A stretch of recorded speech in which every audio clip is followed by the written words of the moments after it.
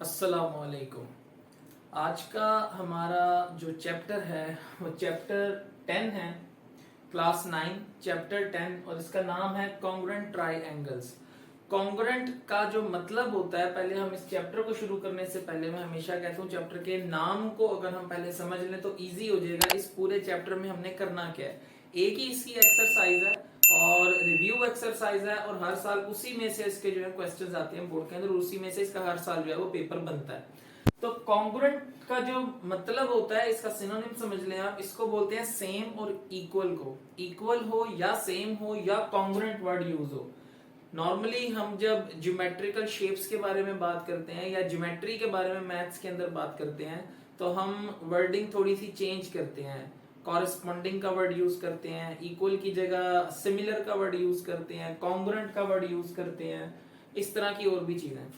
तो फिलहाल कॉन्ग्रुएंट ट्राइएंगल्स का मतलब यह है कि इक्वल ट्राइएंगल्स, दो ट्राइएंगल्स इक्वल ट्राइएंगल्स होंगी तो वो कॉन्ग्रुएंट ट्राइएंगल्स कहलाई जा सकती हैं। अब कॉन्ग्रुएंट ट्राइएंगल्स को समझने के लिए कि दो ट्राइएंगल्स कब कॉन्ग्रुएंट या कब सिमिलर होंगी या कब इक्वल होंगी, उसके लिए हमारे पास कुछ मोस्ट इंपॉर्टेंट डेफिनेशंस हैं यहाँ पर, और ये पोस्टुलेट्स है बेसिकली, आप कह सकते हैं थ्योरम्स है हमारे पास।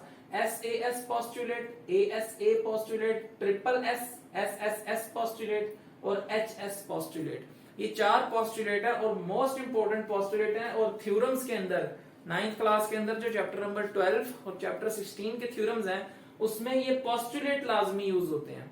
तो इस पोस्टुलेट का मतलब हम समझ लेते हैं पहले डेफिनेशन इसकी पेज नंबर 198 के ऊपर। जैसे ये चैप्टर 10 खत्म होगा नीचे समरी में इसकी सारी डेफिनेशंस लिखी हुई हैं, और बाकी definition I think page number 190 पे शायद लिखी हुई है at the end of the book. So SAS postulate का मतलब ये है साइड एंगल साइड, ASA का मतलब है एंगल साइड एंगल। अब ऐसी दो ट्राइएंगल्स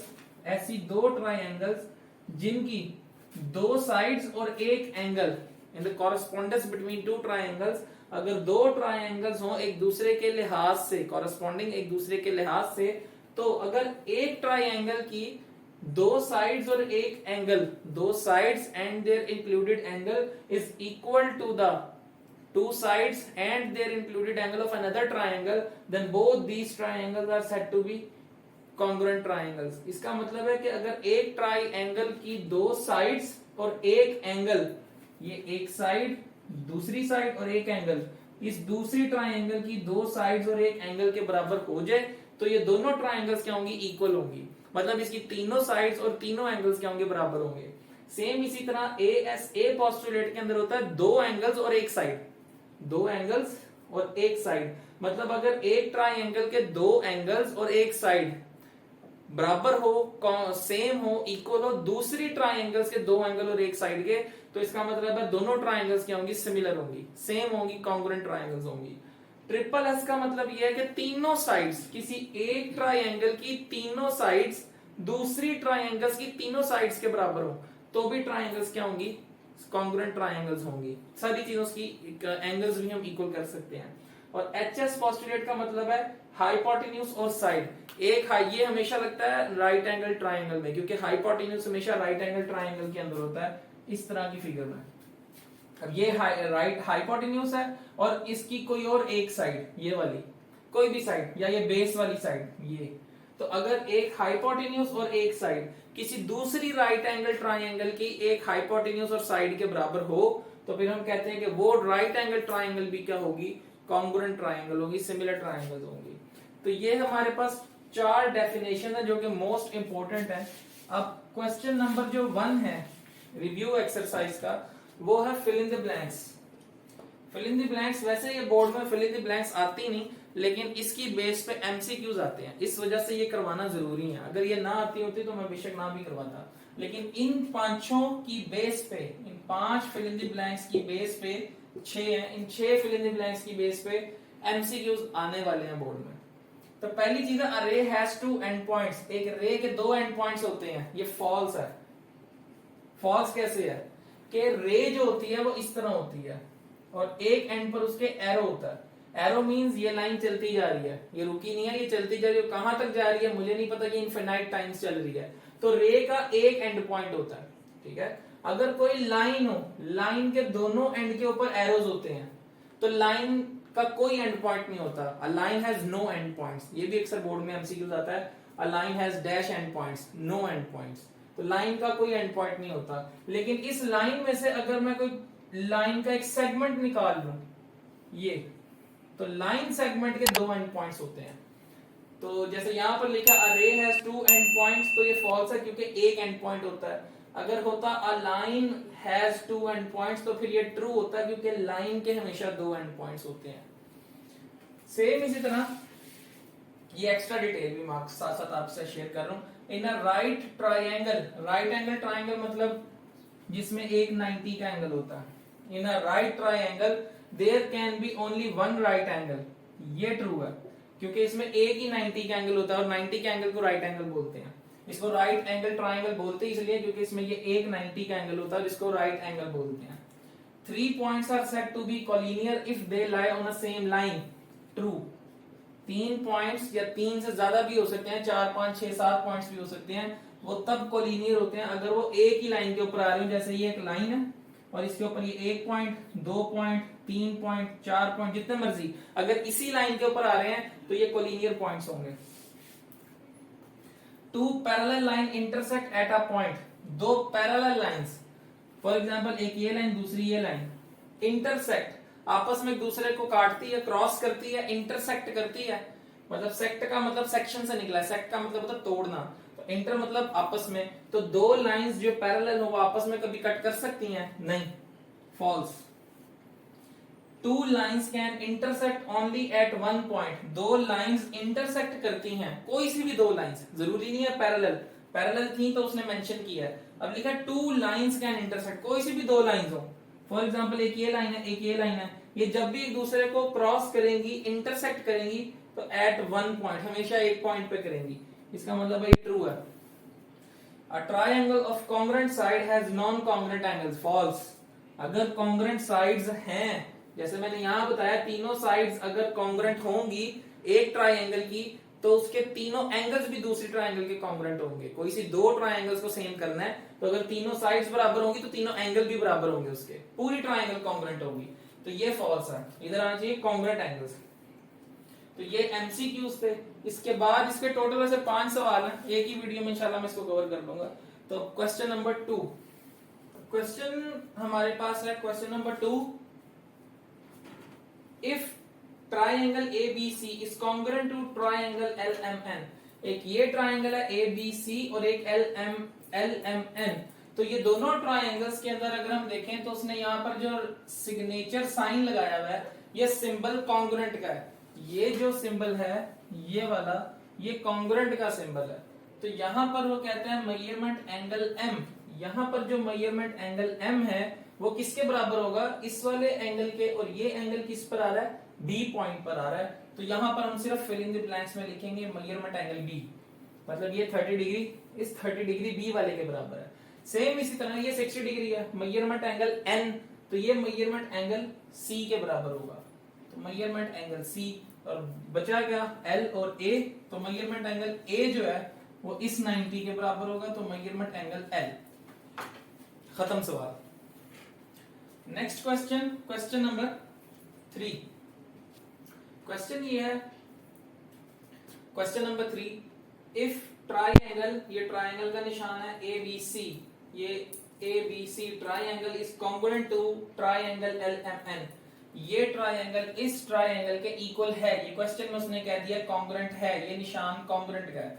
then find the value of x, तो x की वैल्यू क्या होगी? अगर हम इसको ध्यान से देखें तो इसके अंदर एक 40 डिग्री का एंगल है A पर, यहां पर 40 डिग्री का एंगल है L के ऊपर, यहां पर 80 डिग्री का एंगल है B के ऊपर, यहां पर 80 डिग्री एंगल है M के ऊपर। अगर ये दो एंगल्स और ये दो एंगल्स इक्वल हैं तो ट्राइंगल का तीसरा एंगल क्या होगा? सेम होगा। तो यहां पर हम लिख सकते हैं measurement angle C is congruent to measurement angle N, क्योंकि C का जो एंगल है 60 वो N के एंगल के बराबर है। मेजरमेंट एंगल C कितना है? 60 डिग्री, और यहाँ पर ये क्या है? इसकी वैल्यू है x डिग्री। तो मेरे पास x का आंसर आ जाएगा 60 डिग्री। ये बड़े छोटे छोटे से और सिर्फ कॉन्सेप्चुअल क्वेश्चन है, ट्रायंगल्स को देख के पता लग रहा है कि क्या इसमें वैल्यूज इक्वल होंगी या क्या डिफरेंट होंगी, सिर्फ इसको बनाने में टाइम लगता है डायग्राम को, बाकी क्वेश्चन सॉल्व करने में कोई मसला नहीं है। इसका question number 4,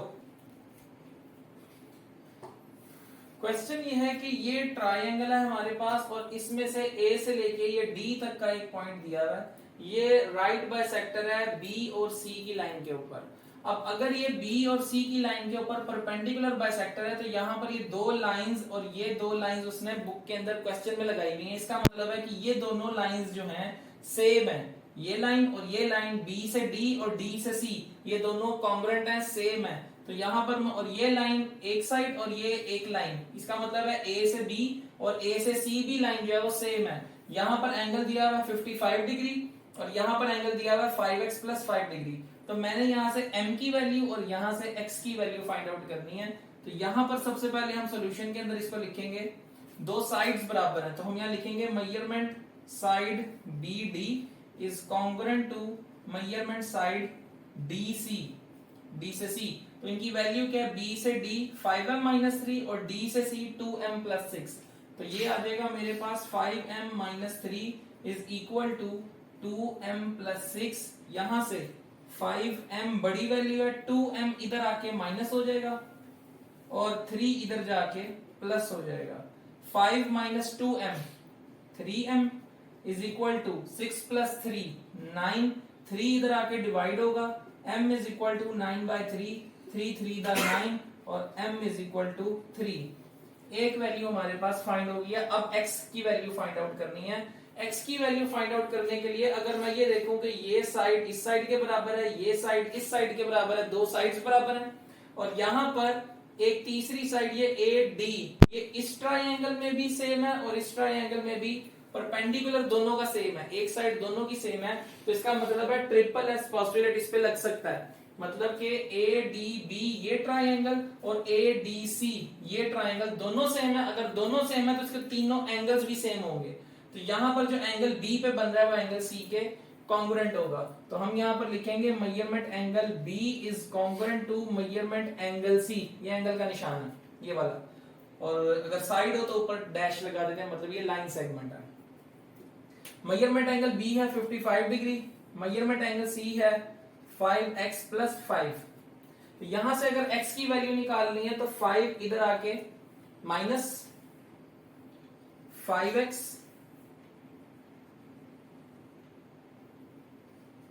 5x is equal to 55 - 5।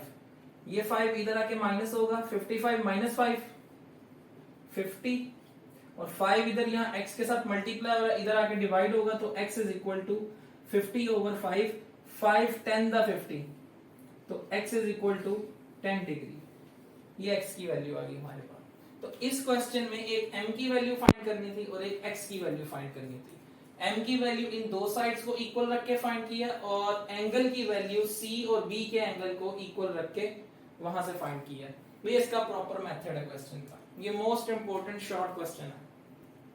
ये लास्ट क्वेश्चन है हमारे पास। इस क्वेश्चन के अंदर वो कहता है कि ये दो ट्राइंगल्स कॉन्ग्रुएंट हैं। Triangle PQR is congruent to triangle ABC।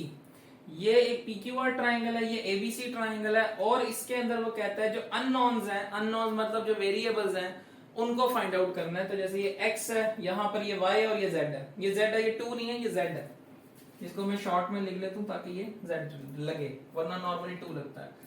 तो अब इस ट्रायंगल में ये देखना है कि ये 90 का एंगल है और इसके साथ एक छोटी साइड है AB।